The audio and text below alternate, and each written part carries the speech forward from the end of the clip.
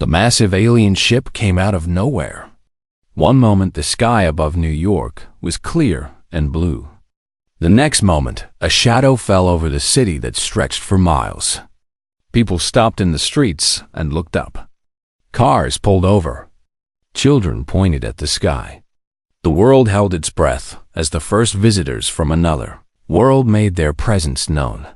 The ship was beautiful in a strange and frightening way. Its surface was smooth like polished glass, and it reflected the sunlight in colors that human eyes had never seen before. It made no sound as it hovered above the city. There were no engines visible and no exhaust. It simply floated there as if gravity meant nothing to it. Within hours, every news channel on Earth was broadcasting the same images. Governments scrambled to respond. Military forces around the world were on high alert.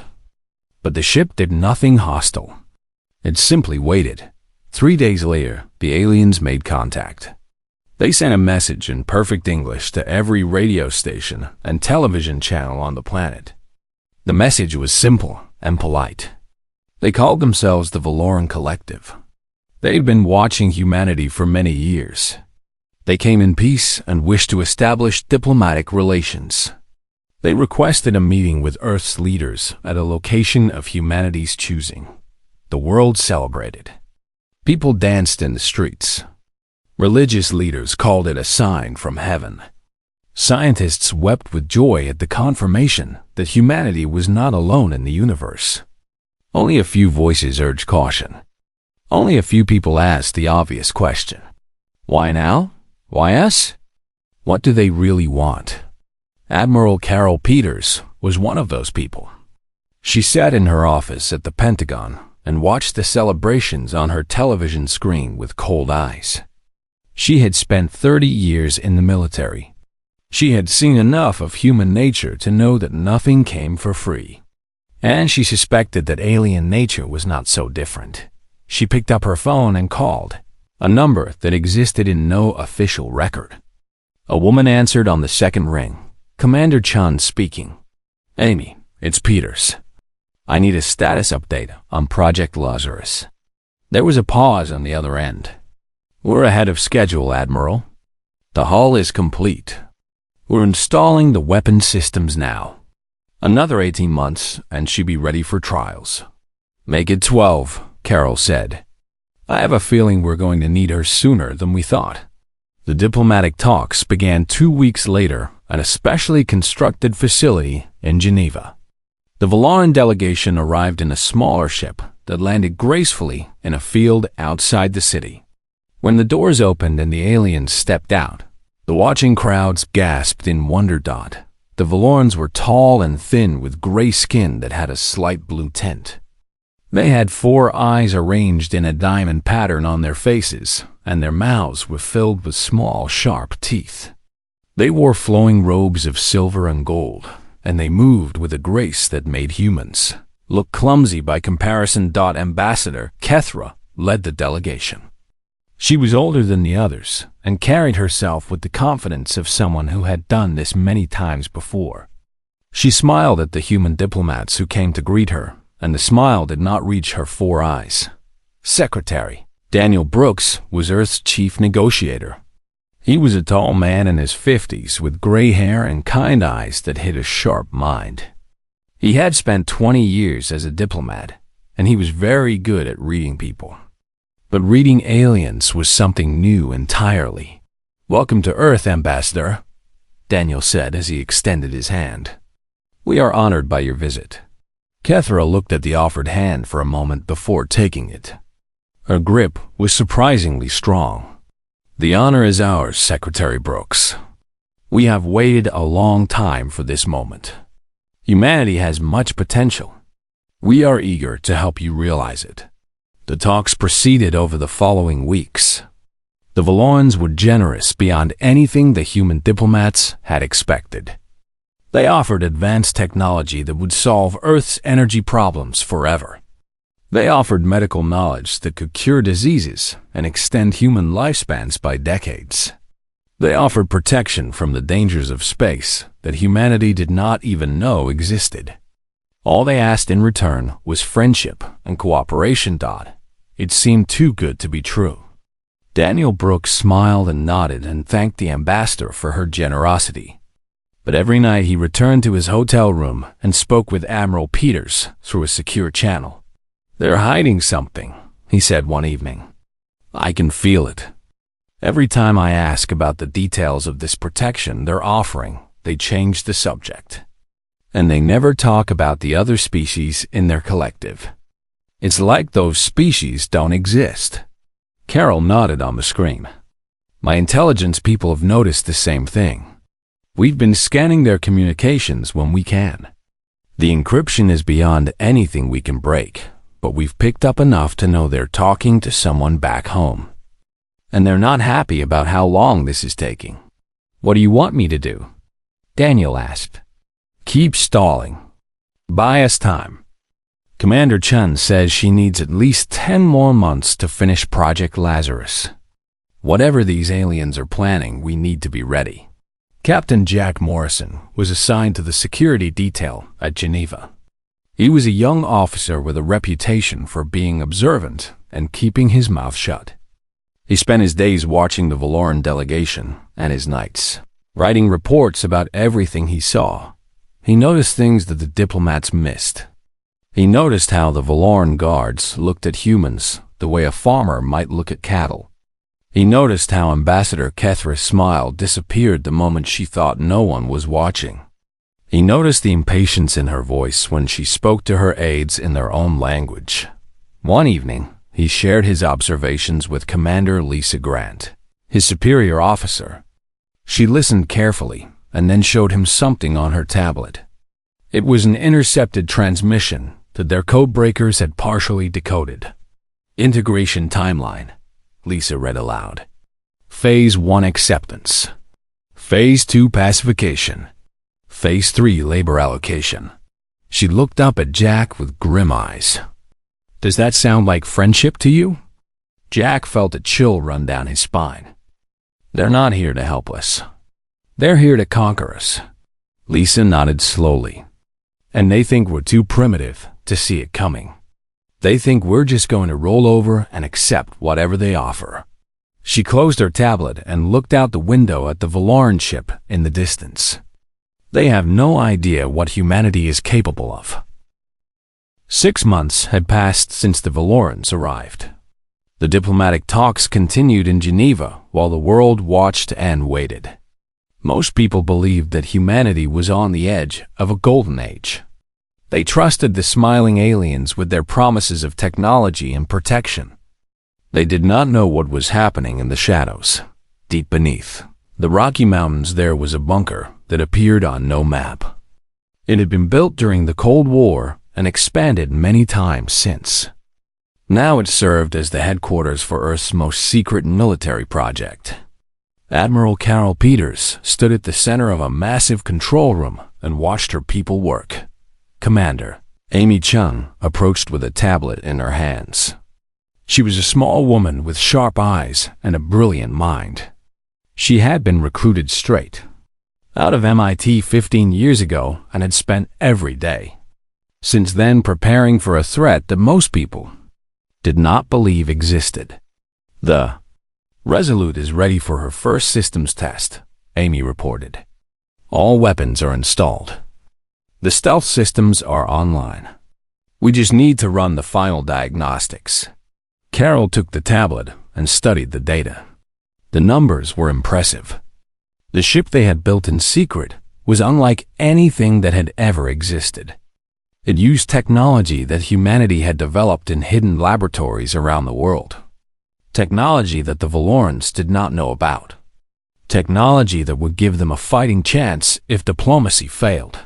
"What about the crew?" Carol asked. "Captain Ben Howard has been training them for 6 months. 200 volunteers.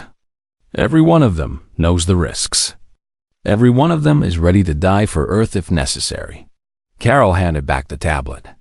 "Let's hope it doesn't come to that. But if it does, we need to be ready. Run the tests. I want that ship combat ready within 4 months." Meanwhile, in Geneva, the atmosphere had changed. The Valorans were growing impatient. Ambassador Kethra smiled less and demanded more. She pushed for humanity to sign the final agreement. She spoke of deadlines and consequences. The warmth in her voice had been replaced by something cold. Secretary Daniel Brooks noticed the change. He had been stalling for months, using every diplomatic trick he knew. He asked for clarifications on minor points.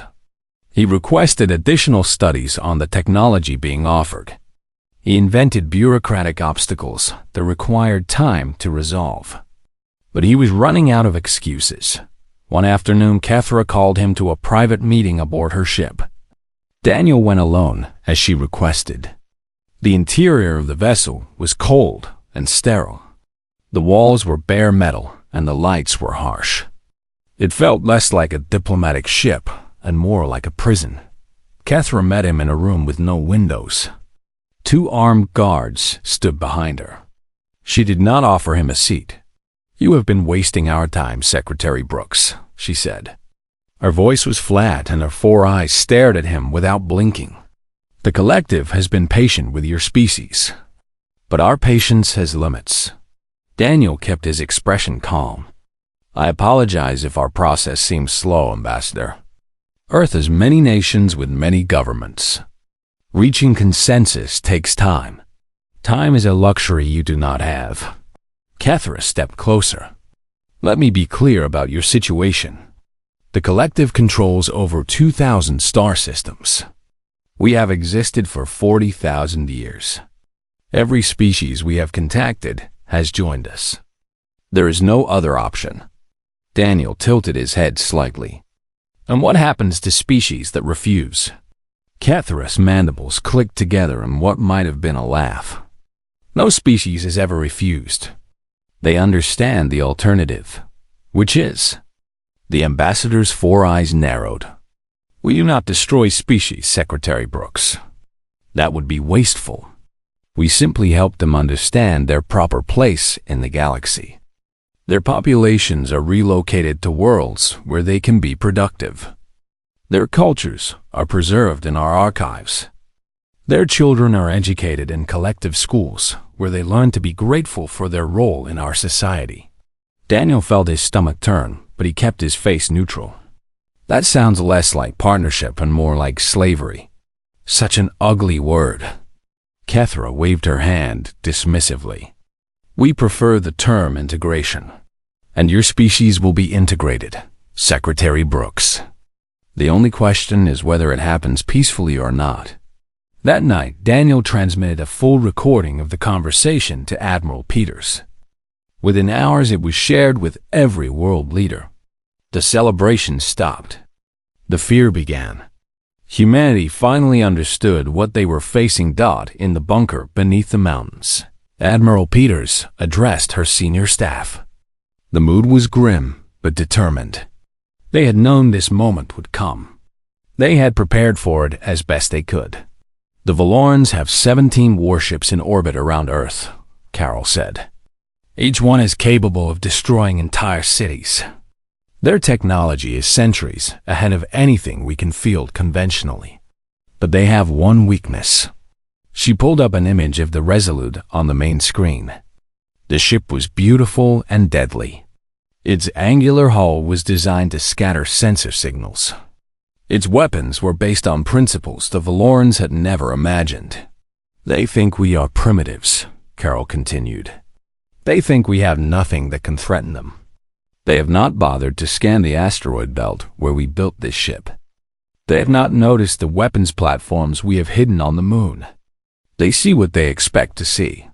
And that arrogance will be their downfall." Captain Van Howard stood at the back of the room. He was a quiet man in his 40s, with steady hands and calm eyes. He had flown combat missions in 3 wars before being selected for this assignment. He knew what it meant to face impossible odds. "When do we move?" he asked. Carol looked at him with something like gratitude. "Soon. We need to let the Valorans make the first hostile move. When they threaten Earth directly, we will have the justification we need. And we will remind them why. Humanity has survived every challenge that nature has thrown at us.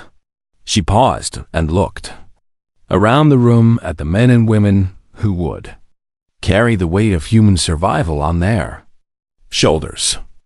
We are not sheep waiting to be herded. We are not cattle waiting to be slaughtered. We are the children of a world that tried to kill us with ice ages and plagues and disasters beyond counting. And we are still here. The Valorans have no idea what they have awakened, but they will learn. The room was silent for a moment. Then Ben Howard nodded slowly and spoke the words that everyone was thinking. Then let's teach them. The days that followed were tense. The Valoran fleet remained in orbit around Earth like a noose waiting to be tightened. Ambassador Kethra continued to demand that humanity sign the integration agreement. Secretary Daniel Brooks continued to stall while Admiral Peters made final preparations in secret. On the Resolute Captain, Ben Howard ran drill after drill with his crew. They practiced battle scenarios until they could perform their duties in their sleep. They studied every piece of intelligence they had about Valoran ships. They memorized weak points and attack patterns. They prepared for a fight that would determine the fate of their entire species. Lieutenant Megan Torres was the ship's weapons officer. She was young for such an important position, but her scores in simulation were the highest ever recorded. She spent her nights alone in the weapons bay, checking every system personally. She would not allow a single malfunction when the moment came. Commander Lisa Grand remained in Geneva as part of the diplomatic security team. Her job was to keep Daniel Brooks safe while gathering as much intelligence as possible. She had planted listening devices throughout the Valoran ship. Most of what she heard was in the alien language, but the tone told her everything she needed to know. The Valorans were done waiting. The breaking point came on a cold morning in November. Ambassador Kethra summoned all of Earth's representatives to what she called a final meeting. The hall was filled with diplomats and leaders from every nation. Cameras broadcast the event to billions of people around the world. Kethra stood at a podium and looked out at the gathered humans with contempt in her 4 eyes. She no longer bothered to hide her true feelings. The mask of friendship had been discarded. Humanity has wasted enough of the collective's time, she announced. Her voice was cold and sharp. We came to you with an offer of partnership. You responded with delays and excuses. This is unacceptable.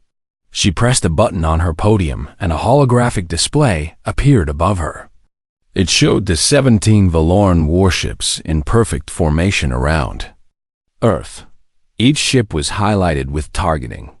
Data aimed at major cities below. Effective. Immediately, the collective is declaring humanity a non-cooperative species. This designation authorizes us to proceed with forced integration. Your military forces will stand down. Your governments will transfer authority to collective administrators. Your population will be relocated according to our requirements. The room erupted in shouts and protests. Security forces moved toward the podium. But Kethra raised her hand, and her guards drew their weapons. The room fell silent. Resistance is not recommended, Kethra continued. Our ships are targeting 50 of your largest cities. Any hostile action will result in immediate bombardment. Millions will die. And then we will proceed with integration anyway. The choice is simple. Submit peacefully or watch your world burn. Daniel Brooks stood slowly. His face was pale, but his voice was steady. You cannot do this. We have rights under galactic law. Kethra laughed.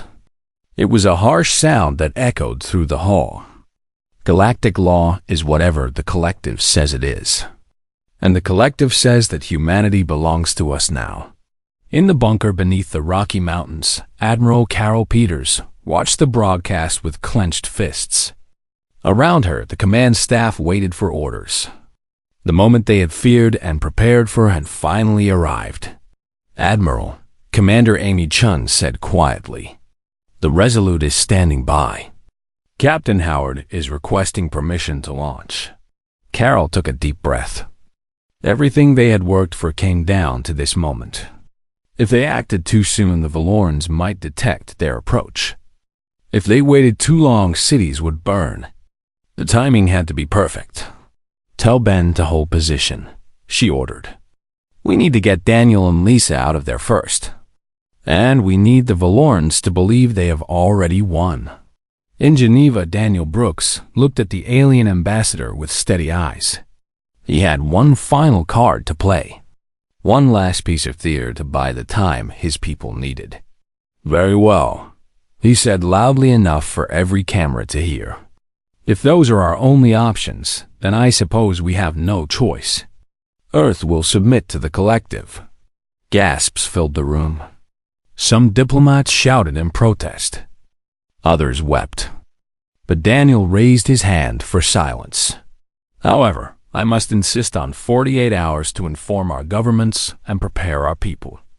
Integration of an entire planet is a complex matter. Surely the collective can grant us this small courtesy." Cathra studied him with suspicious eyes. "You are stalling again. I am being practical. If you want peaceful integration, you need time for people to accept it. If you simply invade, you will face resistance on every continent. Your forces will be tied up for years suppressing rebellions. Is that truly what the collective wants?" The ambassador considered this. Daniel held his breath. Everything depended on her answer. 48 hours, Cathra finally said. "Not a moment more. And you will remain aboard my ship as a guest until the process is complete, to ensure there are no surprises." Daniel nodded calmly, even as his heart raced. "Of course. I am at your disposal." As he was led away by Valoran guards, he caught Lisa Grant's eye across the room. She gave him the smallest of nods. The message had been received. Earth had 48 hours to prepare for war. That night, Admiral Peters addressed her people through secure channels. Every military commander on Earth received her message. Every soldier and sailor and pilot heard her words. "The time has come. In 2 days, the Valorans will begin their occupation of our world. They believe we will surrender without a fight. They believe we are helpless against their technology. They are wrong. When those 48 hours are up, we will show them what humanity is made of. We will show them that Earth does not kneel. Prepare your forces. Check your weapons. Say goodbye to your families.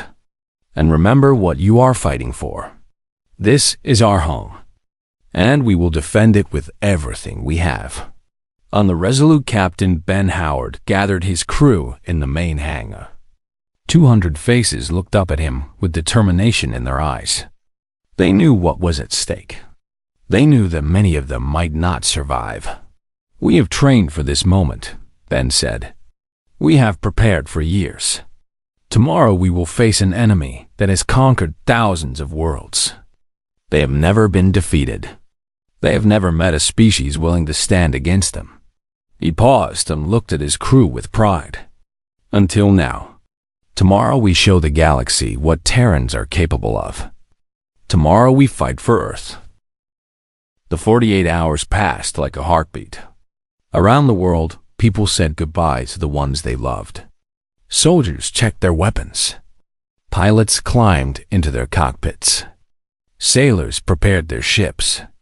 Everyone knew that the next few hours would decide the fate of humanity. In orbit, the 17 Valoran warships moved into attack formation.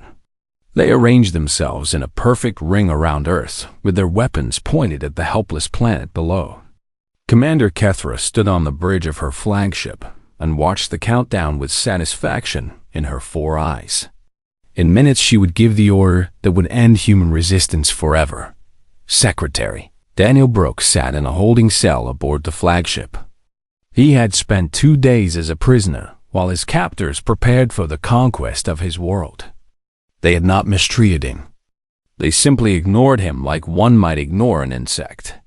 He was beneath their notice now that his usefulness was over, but Daniel was not worried. He knew what was coming. He had faith in the people who had prepared for this moment. And he was exactly where he needed to be. On the resolute, Captain Ben Howard sat in his command chair and watched the tactical display. His ship was hidden in the shadow of the moon, completely invisible to Valoran sensors. Around him, his crew waited in silence. The only sounds were the hum of the engines and the soft beeping of computer systems.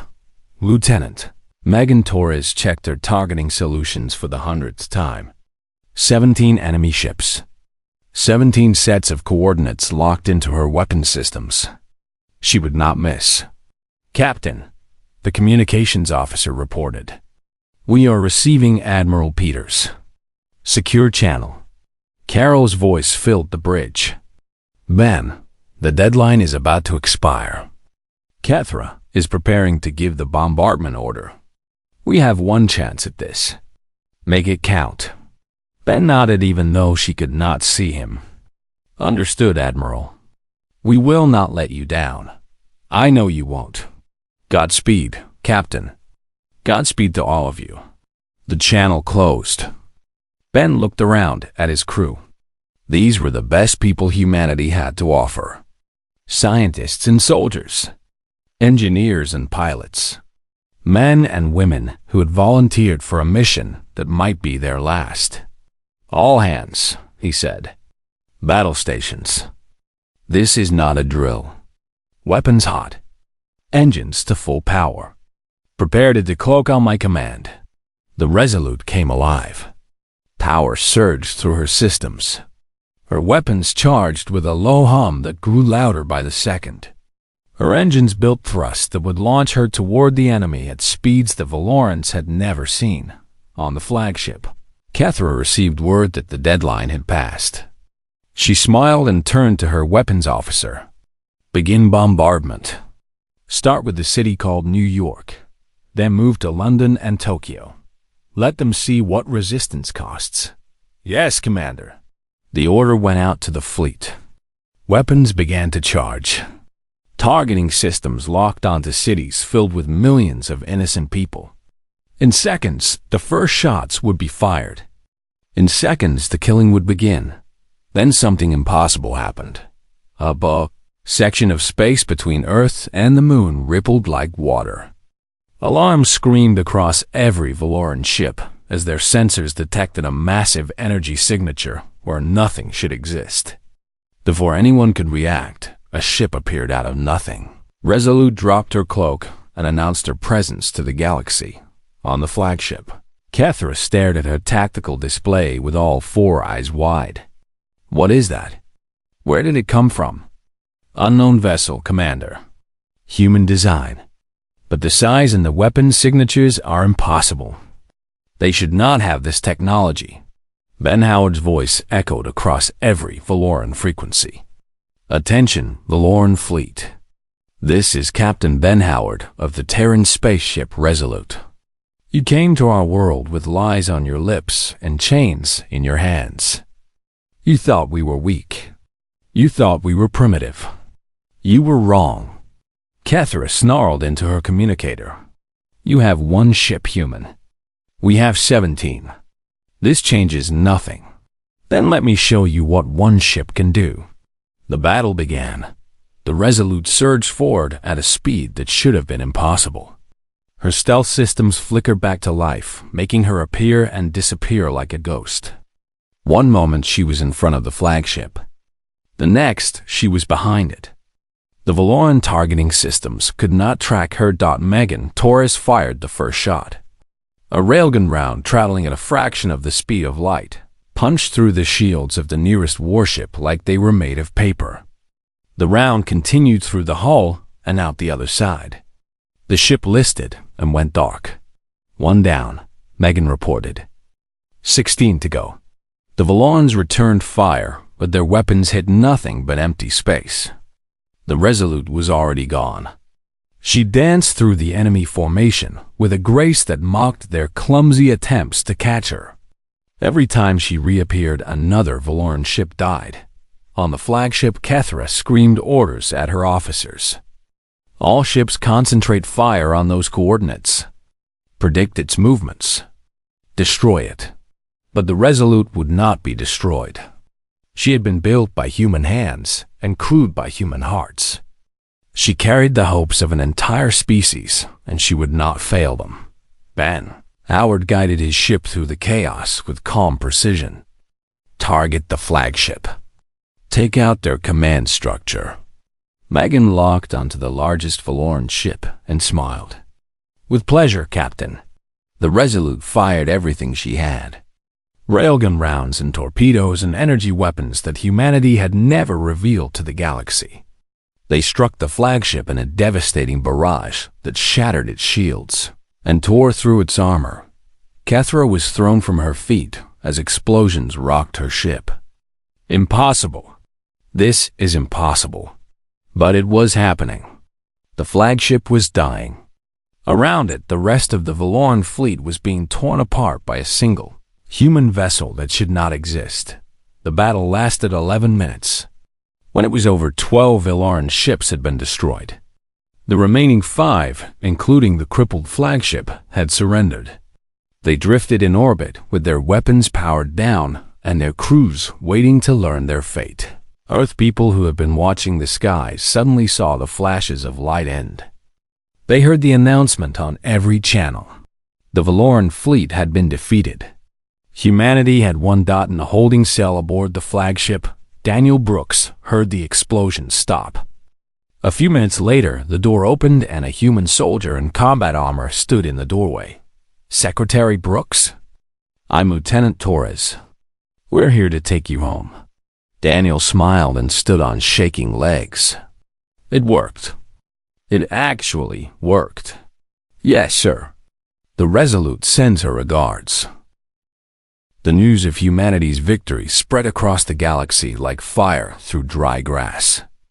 Within hours, every species in known space had heard the impossible story. The Valoran Collective had been defeated.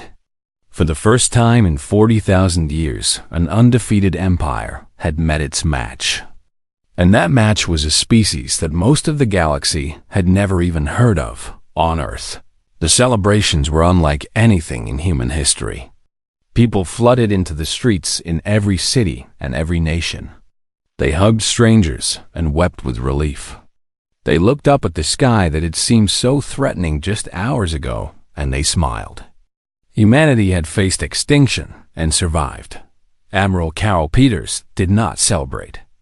She had too much work to do. In her bunker beneath the Rocky Mountains, she coordinated the aftermath of the battle. Rescue teams were sent to the surviving Valoran ships to secure prisoners and treat wounded. Intelligence officers began extracting data from captured computer systems. Diplomats prepared for the complicated task of dealing with a defeated enemy. Captain Ben Howard brought the Resolute back to Earth orbit and finally allowed himself to breathe. His ship had taken some damage during the battle. Nothing serious, but enough to remind him how close they had come to failure. He walked through the corridors and shook hands with every crew member he passed. They had done the impossible together. They had saved their world. Lieutenant Megan Torres sat alone in the weapons bay after the battle. Her hands were steady, but her eyes were wet. She had taken lives today. Enemy lives, but lives nonetheless. She knew it had been necessary. She knew that millions of innocent people would have died if she had hesitated. But she also knew that she would carry the weight of those deaths for the rest of her life. Commander Lisa Grant escorted Secretary Daniel Brooks back to Earth aboard a military shuttle. He was exhausted and shaken, but unharmed. When they landed at Geneva, a crowd of reporters and officials was waiting. Daniel gave a short statement thanking the brave men and women who had saved humanity. Then he went home and slept for 16 hours. Ambassador Kethra was not so fortunate. She was taken from her shattered flagship in restraints and transported to a secure facility on Earth. She would face trial for crimes against humanity and for the countless atrocities the Collective had committed across the galaxy. Evidence gathered from her own ship would ensure her conviction. In the weeks that followed, Earth received visitors from across the stars.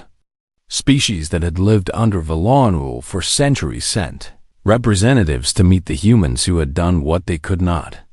They came with gifts and offers of friendship. They came with tears in their eyes and hope in their hearts. The first to arrive were the Kethaneri. They were a small species with green skin and large eyes. They had been slaves of the Collective for 3,000 years. When their ambassador met Admiral Peters, she fell to her knees and wept. "You have done what we dreamed of, but never dared to attempt," the ambassador said. "You have broken the chains that held us. How can we ever repay you?" Carol helped her to her feet with gentle hands. "You can help us build something better. A galaxy where no species lives in fear of another. Where cooperation is chosen, not forced. Where every civilization is free to find its own path." The ambassador nodded with hope shining in her large eyes. "Yes, yes, we will help you build this dream." More species followed. The Volari and the Droth and the Syntax. Dozens of civilizations that had been crushed under Valoran rule for millennia. They came to Earth seeking guidance from the species that had done the impossible. And humanity welcomed them all. 3 months after the battle, the Galactic Senate was established. It was a new organization dedicated to peaceful cooperation between species. Earth served as its headquarters. Admiral Peters was elected as its first president. She accepted the position with humility and promised to serve the interests of all species equally. The Valoran Collective did not collapse immediately. It was too vast for that.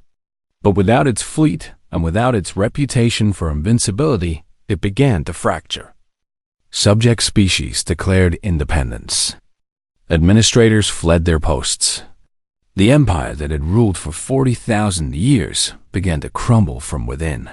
Captain Ben Howard was promoted to admiral and given command of Earth's growing space fleet. The Resolute became the flagship of a new force dedicated to protecting the weak and standing against tyranny wherever it appeared. Her crew became legends. Their names were taught in schools across the galaxy. Secretary Daniel Brooks became Earth's first ambassador to the Galactic Senate. He spent his days building relationships with species humanity had never known existed. He learned their languages and their customs. He worked to ensure that the mistakes of the past would not be repeated, and across the galaxy, a word began to spread. A word that was spoken with respect and wonder and sometimes fear. A word that meant something different to every species that said it, but carried the same fundamental truth. Terran. To the Kethaneri, it meant liberator. To the Volari, it meant hope. To the Droth, it meant ally. To the survivors of the Collective's many conquests, it meant that they were no longer alone. 1 year after the battle, Admiral Carol Peters stood on a balcony overlooking the new Galactic Senate building in Geneva. The sun was setting, and the sky was painted in shades of orange and gold. Ships from a dozen different worlds passed overhead on their way to meetings and negotiations and the endless work of building a peaceful galaxy. Commander Amy Chun stood beside her. "Do you ever wonder what would have happened if we hadn't been ready? If Project Lazarus had taken another year?" Carol shook her head slowly. "I try not to think about it. We were ready because we had to be. Because humanity has always found a way to survive. We faced ice ages and plagues and wars that nearly destroyed us. We always found a way. And now we're leading the galaxy. Not leading, helping. There's a difference." Carol smiled and looked up at the stars that were beginning to appear in the darkening sky. "We didn't fight that battle to become rulers. We fought it because it was right. Because no species should live in chains. Because the strong should protect the weak, not exploit them." Amy nodded. "Do you think we can really build something lasting? A galaxy based on cooperation instead of conquest?" "I don't know," Carol admitted. "But we have to try. That's what being human means." We see a better world in our minds, and we work to make it real. Even when it seems impossible. Especially when it seems impossible. She looked up at the stars one more time and thought about how far humanity had come. From caves to cities to the stars themselves.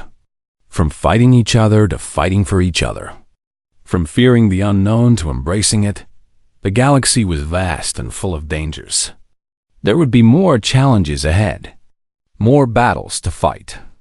More enemies to face. But humanity would not face them alone anymore. They had found their place among the stars. And they would never let it go. The sun set. The stars shone. And Earth turned slowly beneath a sky that was no longer empty. Humanity had arrived. And the galaxy would never be the same.